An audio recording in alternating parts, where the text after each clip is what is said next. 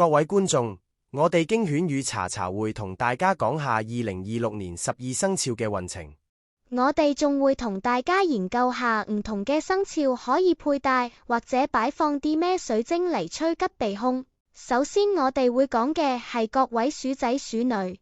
鼠仔鼠女一向機靈警覺、精打細算、人脈廣，但今年都要好小心，因為2026年火氣旺盛，而鼠係屬水，係相沖嘅，今年會面對好多挑戰。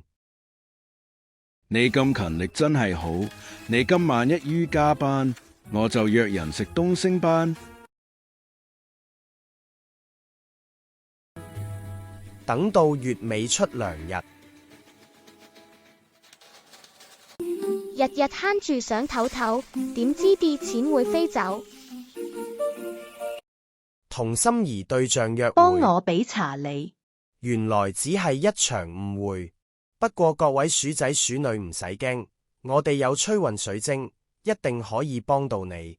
各位鼠仔鼠女，今年你哋可以佩戴黑曜石或黑髮晶，佢有助化解沖太歲帶嚟嘅動盪同風險，趕走小人。等我哋返去錄音室先，可以飲杯果茶或咖啡啦。經犬為大家精心挑選以下嘅水晶。首先睇下黑曜石系列手串，我哋有黑曜石、銀曜石同金曜石，佢哋粒粒都咁耀眼。我哋亦有黑曜石球、銅、7輪黑曜石柱，鼠仔鼠女放喺屋企，就算沖太歲都唔使愁。而黑髮晶要戴咗手，佢唔單止可以辟邪化煞，仲可以堅定意志同增強行動力。佢就好似特種部隊咁，既能夠防禦，又可以主動出擊，令你突破障礙。我哋嘅黑髮晶含髮量特別高，所以有經犬就有辦法啦。所謂水晶戴得啱，一定唔好慳。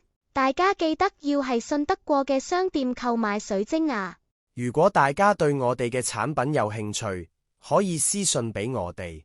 下次我哋會講下牛仔牛女，下次見，拜拜。